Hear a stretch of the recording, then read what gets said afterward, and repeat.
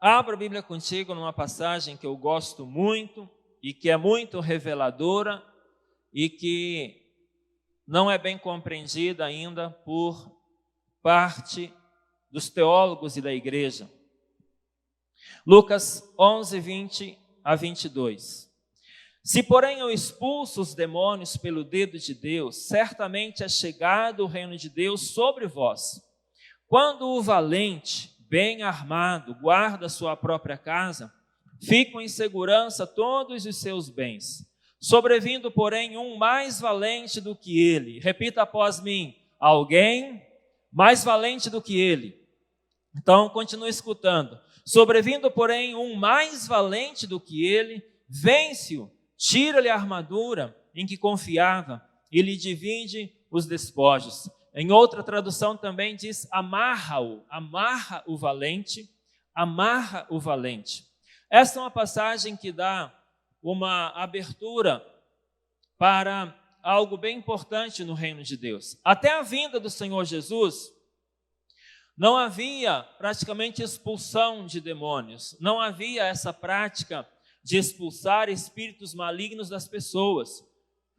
Uma única passagem que tem algo parecido com isso é o caso de Saul, que diz que quando Saul ficava possesso no sentido também emocional, psicológico, Davi tocava a harpa e espíritos saíam dele. Essa é uma única passagem que dá algo a entender.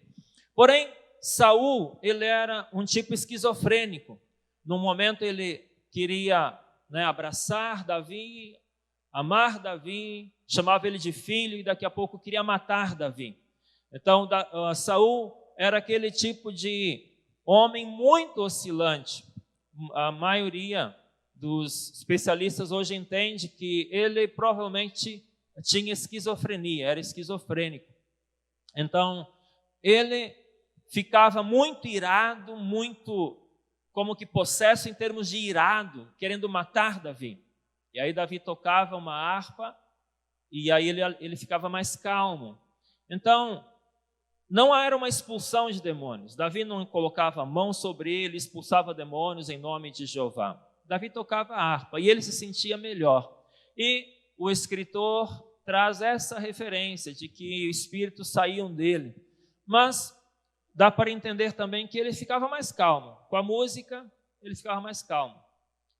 E é a única passagem que dá a entender que no Antigo Testamento havia algum tipo de manifestação de espíritos malignos e havia algum tipo de ritual ou algum tipo de intervenção da parte de um servo de Deus para que esse espírito saísse.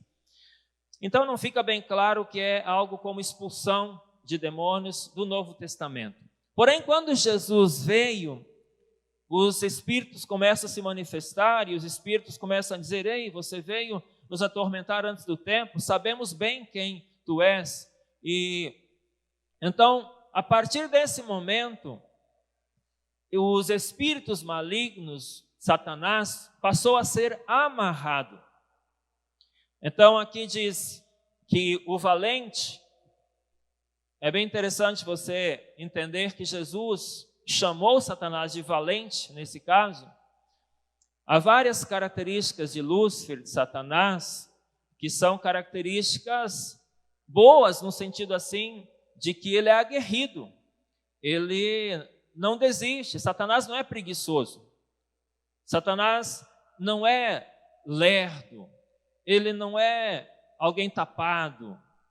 Lúcifer, Satanás, o anjo caído, ele é muito ativo, ele é muito trabalhador, e ele é valente, ele é ousado, e ele é esperto, ele é inteligente, ele tenta enganar as pessoas, as nações, os reis da terra de muitas maneiras.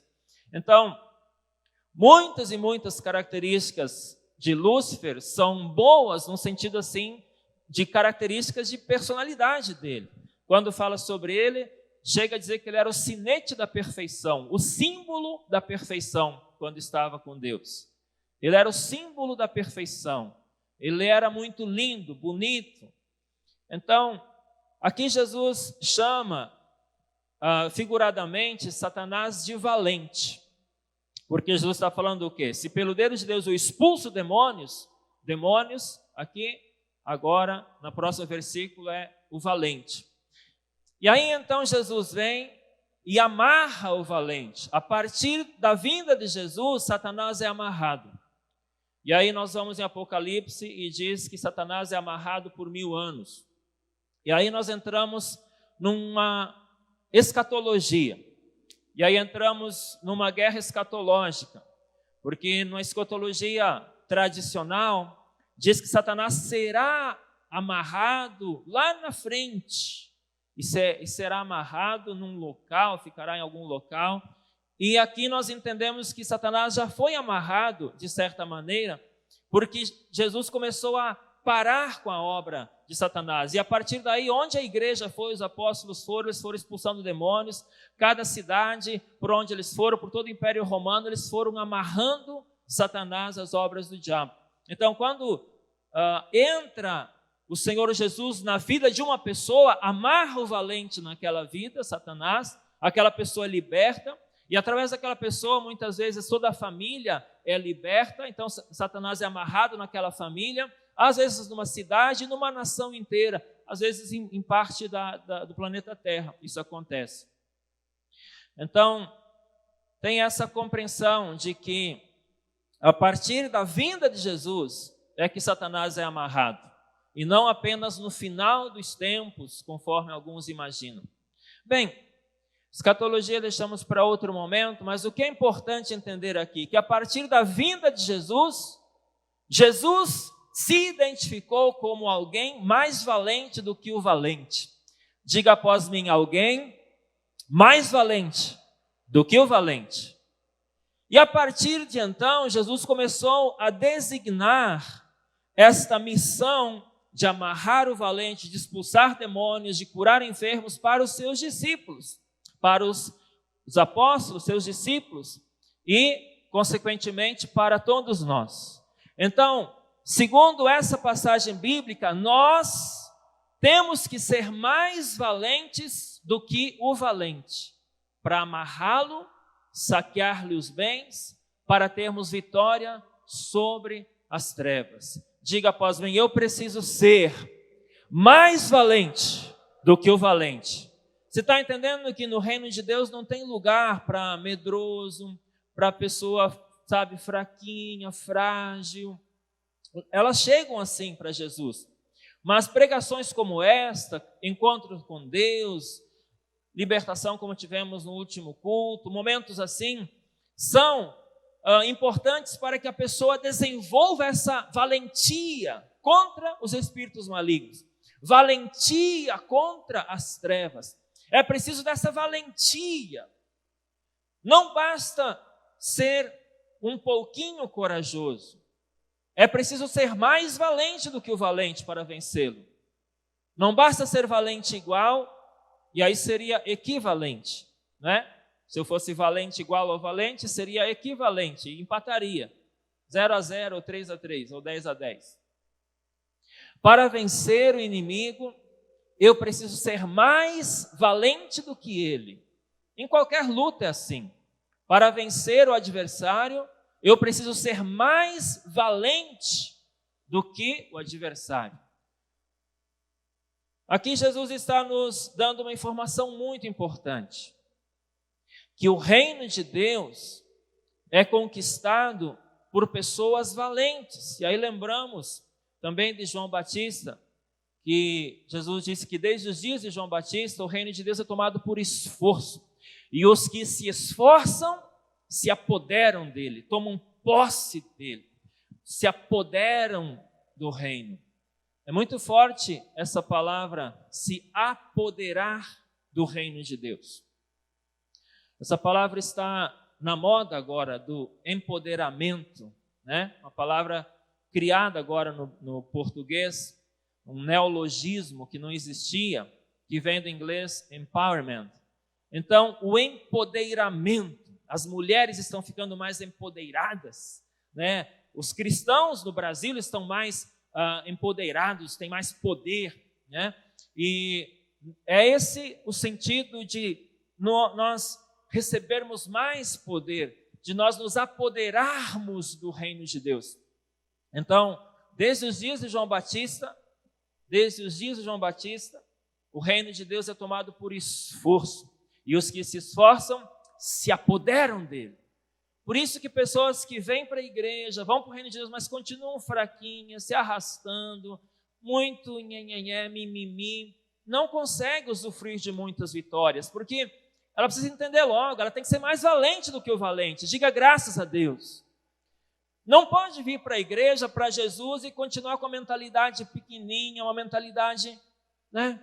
Outra palavra que está na moda agora, livros novos saindo, com mindset. Né? Tem que mudar o mindset, mudar a mentalidade.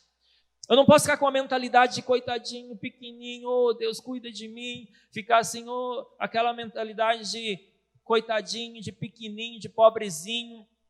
Deus cuida da gente, mas Deus quer nos levantar, como Josué, como Moisés, como Gideão. Deus quer nos levantar como os discípulos, como os apóstolos. Deus cuida de nós, Deus cuidou do apóstolo Paulo até chegar o momento de ir para junto do Pai. Deus cuidou do apóstolo Paulo em muitos momentos, na cadeia, em vários outros momentos, em naufrágios. Deus cuida de mim, mas não significa que eu fico ali bem pequenininho, coitadinho, me arrastando na vida e Deus cuidando de mim. Deus quer me levantar, Deus quer que eu seja mais valente do que o valente.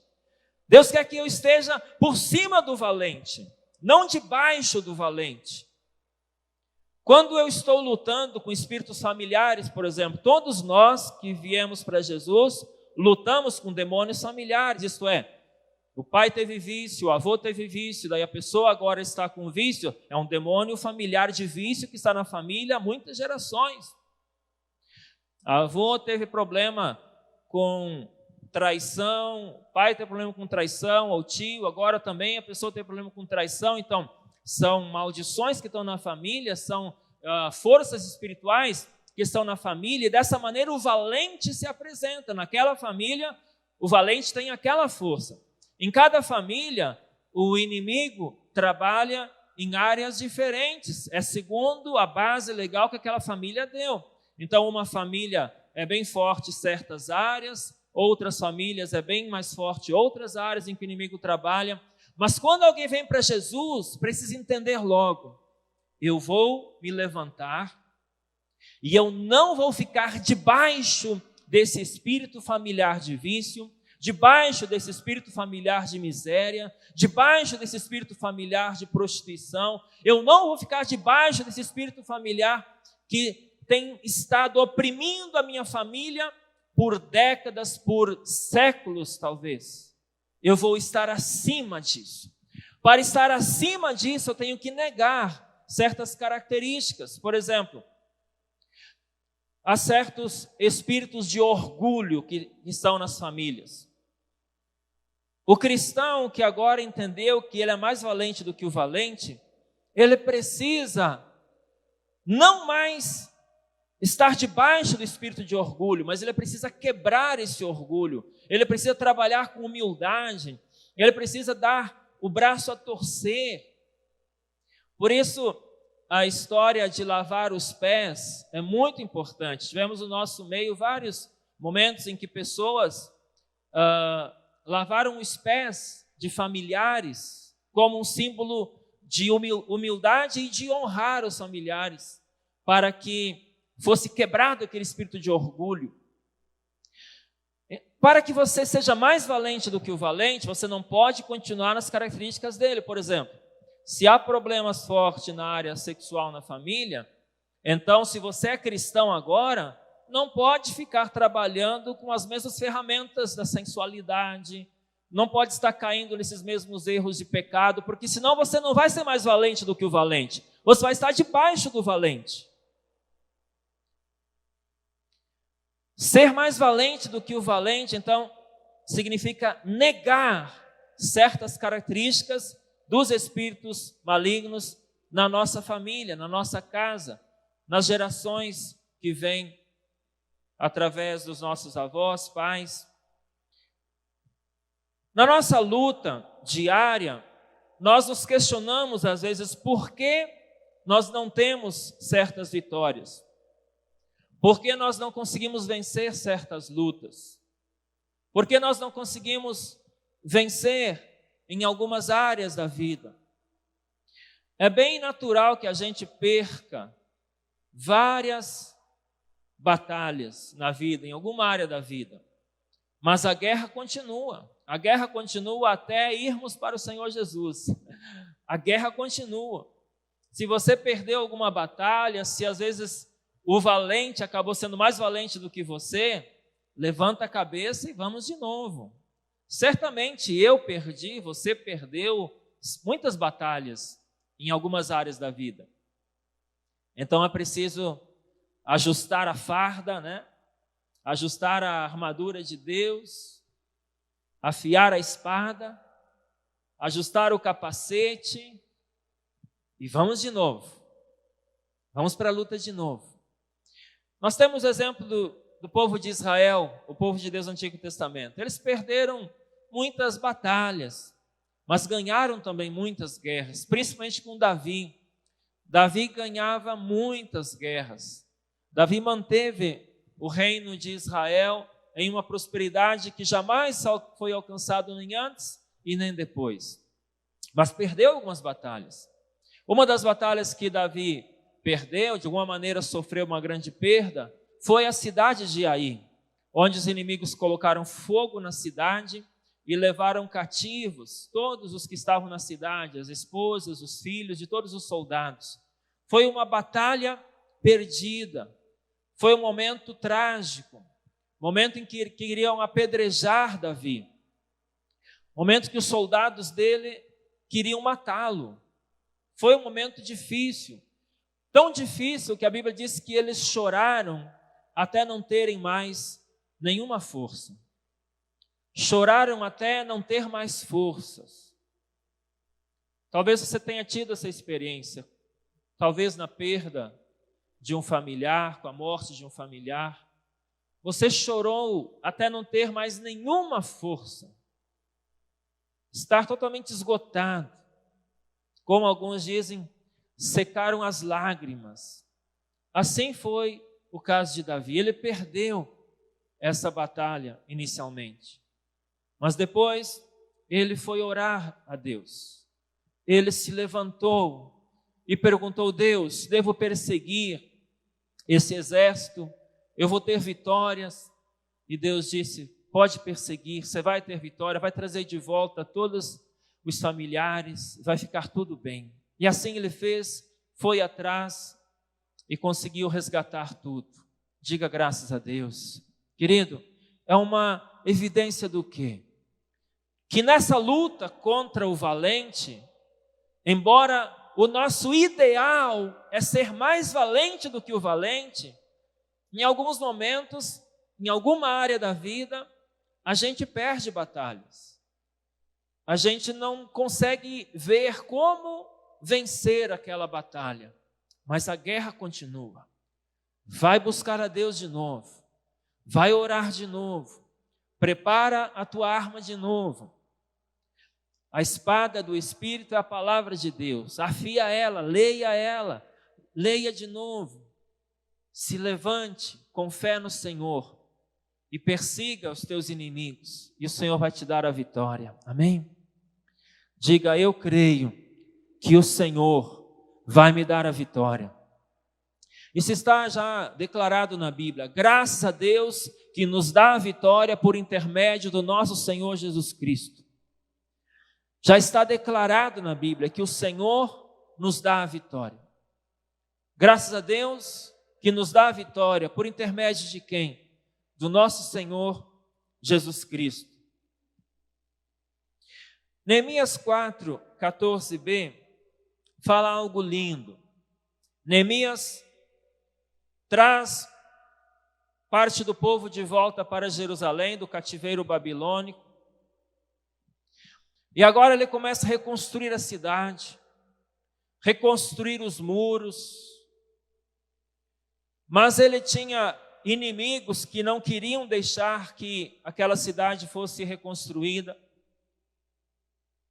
E então, Neemias 4,14b diz: lutem pelos seus irmãos, pelos seus filhos, suas esposas e seus lares. Olha que convocação linda. Eu lamento muito que muitos homens não entendem o papel deles no mundo espiritual.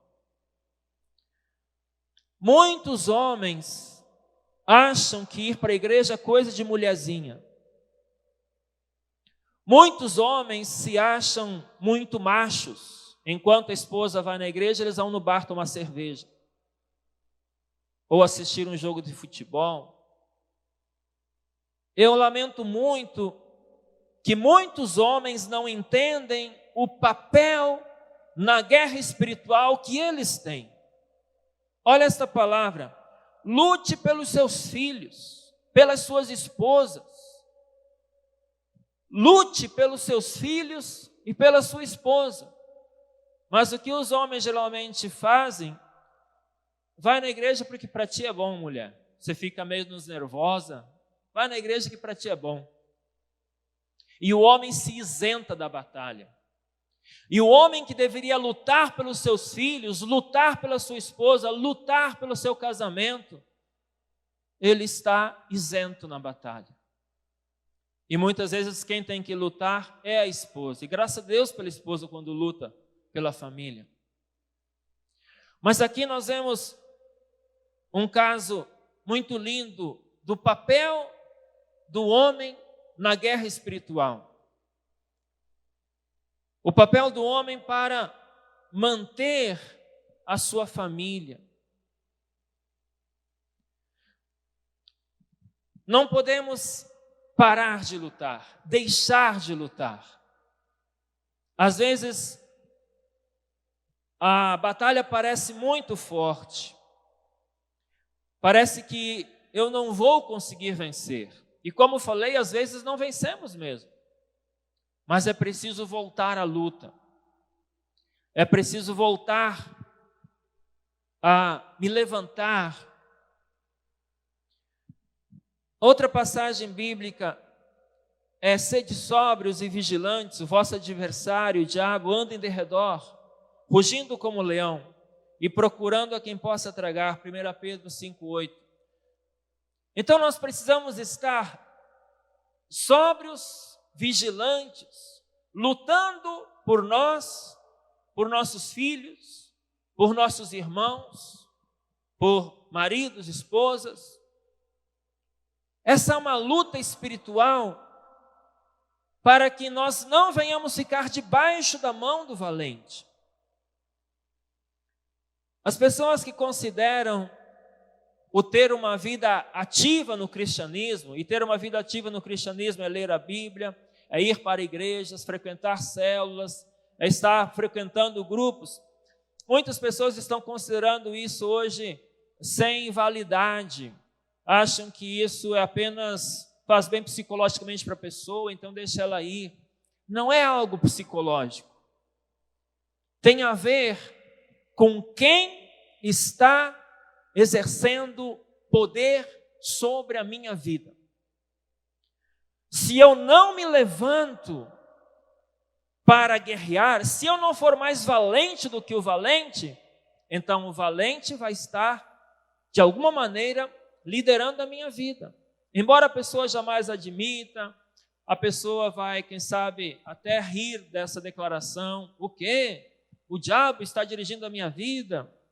Talvez a pessoa não entenda. É na maneira como ela pensa, é na maneira como ela vê as coisas, é como ela formatou a sua mente. A Bíblia fala de fortalezas mentais. As pessoas acabam tendo crenças, algum tipo de credo, algum tipo de crença que se torna uma fortaleza. E a pessoa pensa que quem está dirigindo a vida dela é apenas a sua mente, a estrutura mental, psicológica, a sua filosofia de vida. Porém, por trás da sua filosofia de vida, muitas vezes está o valente. O valente mentiu para ela que palavra de Deus não existe, Bíblia é um livro como qualquer outro. O inimigo mentiu para ela. Pastores são todos iguais, são todos ladrões, então não vou à igreja. E aquilo vai formatando a mente dela. O inimigo foi mentindo para ela. Eu posso servir a Deus em qualquer lugar, tanto faz, eu não preciso. O inimigo foi mentindo para ela. Todas as religiões são boas, não importa se é essa ou aquela, tudo é válido.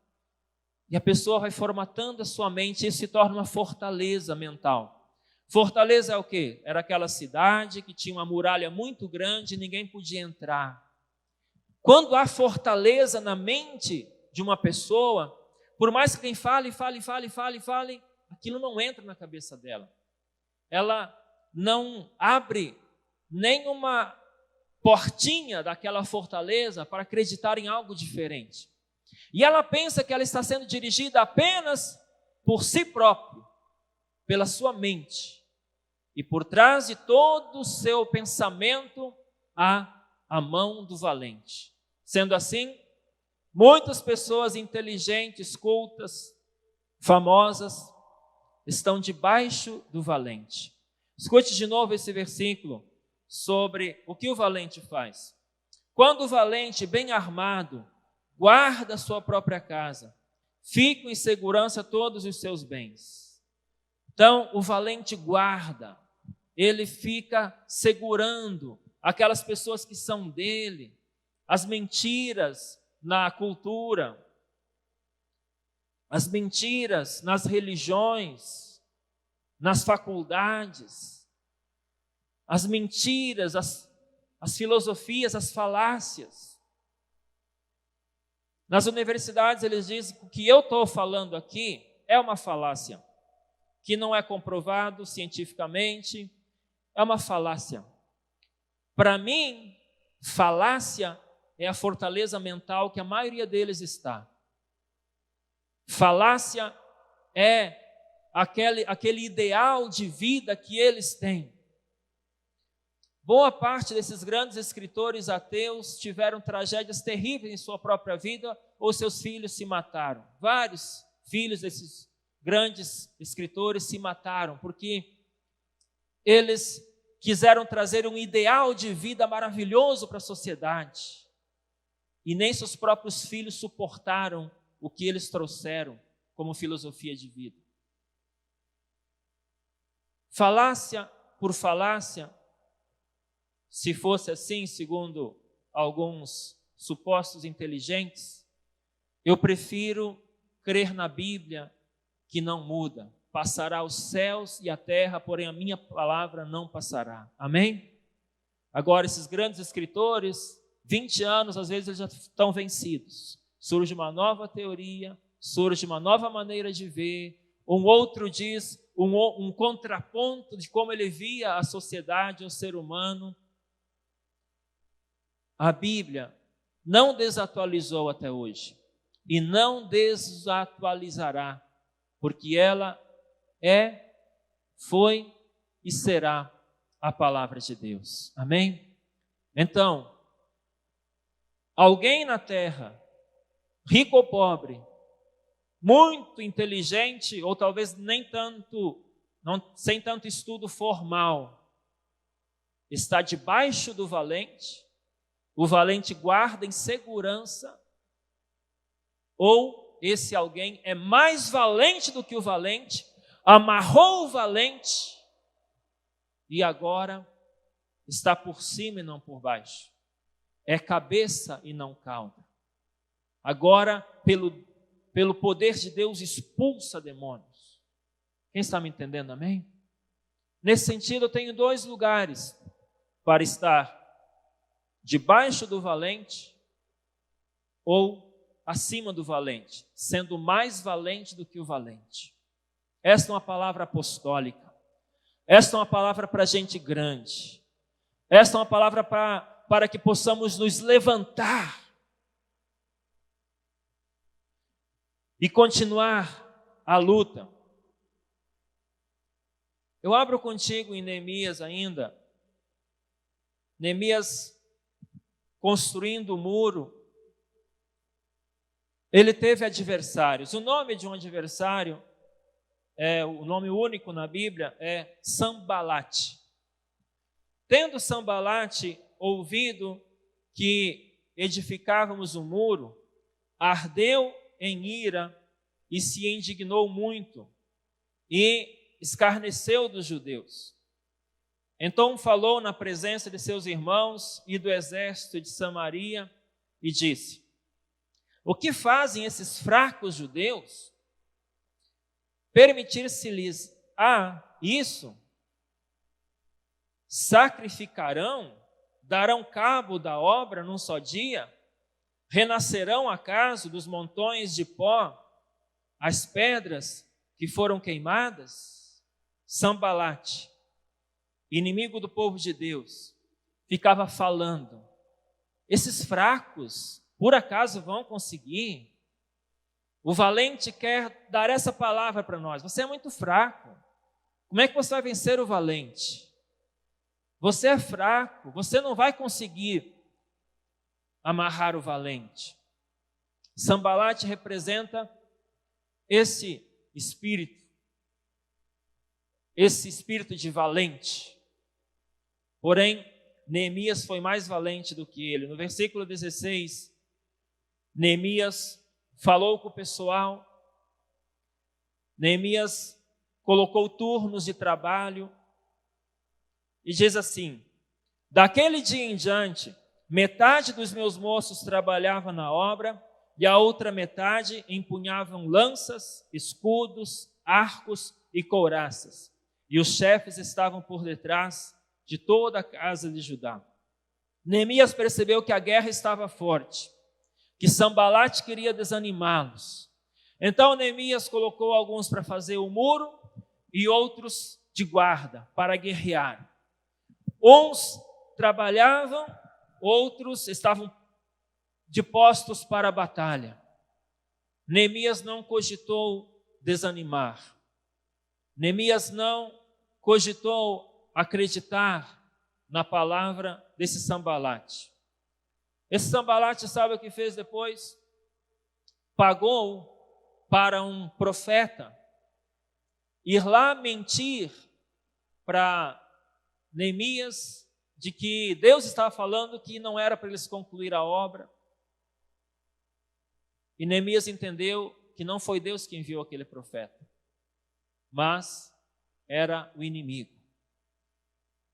O inimigo às vezes pode falar através de pessoas de credibilidade para nós, pessoas que nós amamos, e pessoas dizem: não, não é bem assim, não é, pode ser visto de outra maneira, o pastor de vocês é muito radical, não é tudo guerra espiritual assim, não. Alguém pode vir com palavras que aparentemente parecem fazer sentido, mas não foi Deus que enviou essa pessoa para falar para você. Não foi Deus que enviou essa voz. E logo depois, nós vemos no versículo 6, que foi concluída toda a obra.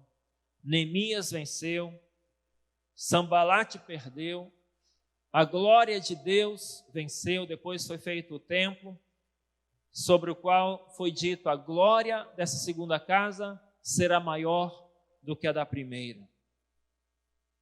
Deuteronômio 1:30 diz: o Senhor vosso Deus que vai adiante de vós, Ele pelejará por vós. Diga graças a Deus. Aqui diz o seguinte: o Senhor vosso Deus vai adiante de vós, Ele pelejará por vós, Ele vai lutar por vocês. Então, não tenha medo de Sambalate, não tenha medo do valente, porque Deus está na nossa frente e Ele vai lutar por nós, vai lutar conosco. Assim como Ele fez com Gideão e disse: vai nessa tua força, homem valente. Deus está conosco. Diga após mim: eu sei que Deus está comigo e Ele me fará alguém mais valente do que o valente. Você crê nisso? Amém? Deus está nesta luta. Deus está nesse negócio. Deus está nesta luta de te fazer vencer, de você estar sobre o valente, por cima e não por baixo.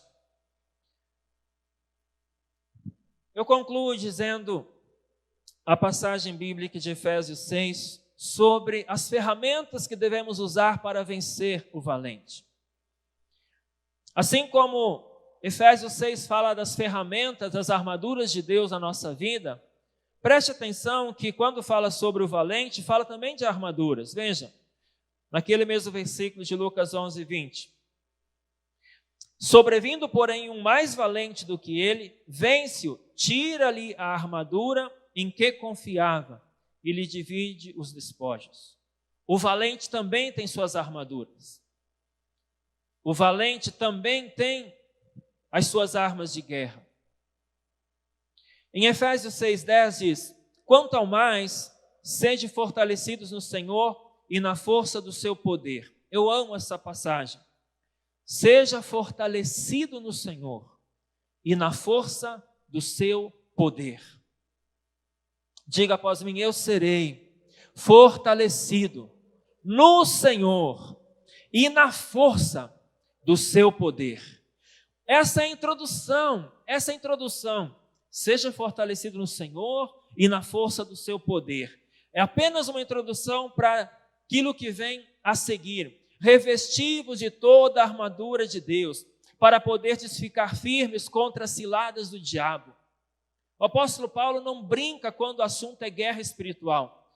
Jesus não brinca quando o assunto é guerra espiritual.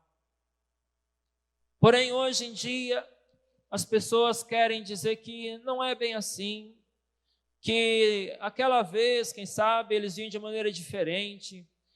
Muitos cristãos já que nem acreditam mais em demônios, que nem acreditam mais em inferno.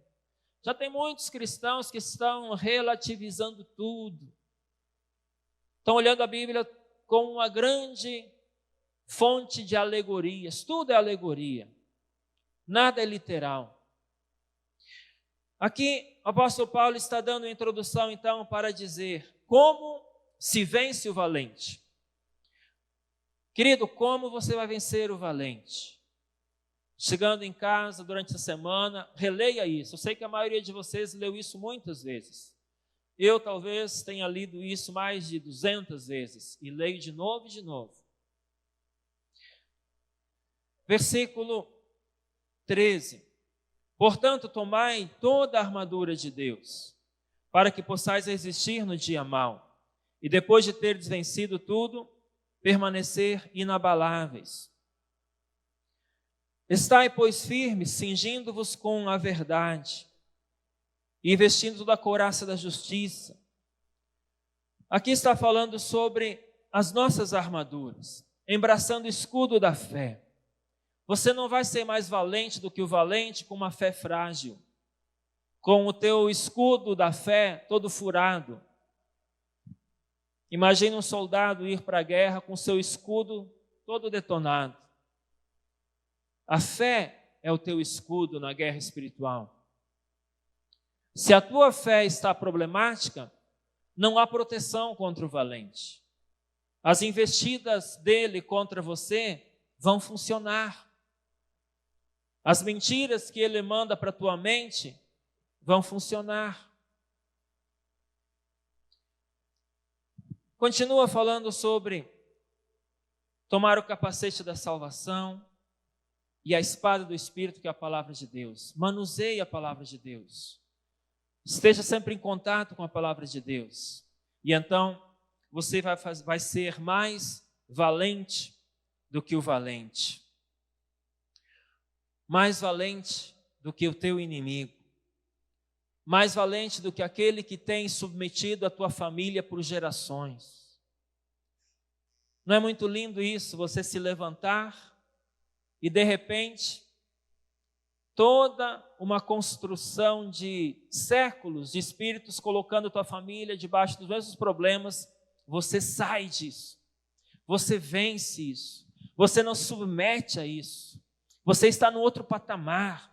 Você não submete aos vícios. você não se submete ao adultério, você não se submete à miséria, você não se submete às idolatrias, você não se submete às feitiçarias, às coisas que todos os seus familiares faziam. Você agora está num outro patamar. Você está servindo o Senhor Deus Todo-Poderoso. E agora você tem poder para amarrar o valente, ser mais valente do que ele e ter vitórias em sua vida. Fique de pé, por favor. Vamos orar a Deus. Com os teus olhos fechados, por favor, pense nessa palavra. Sobrevindo, porém, alguém mais valente do que ele, amarra-o. Agora, olha para a tua vida, para a tua família, para a tua história. Perceba no que você precisa vencer. Em qual área, quem sabe, o valente tem tido mais sucesso contra ti. Nestas áreas é preciso investir.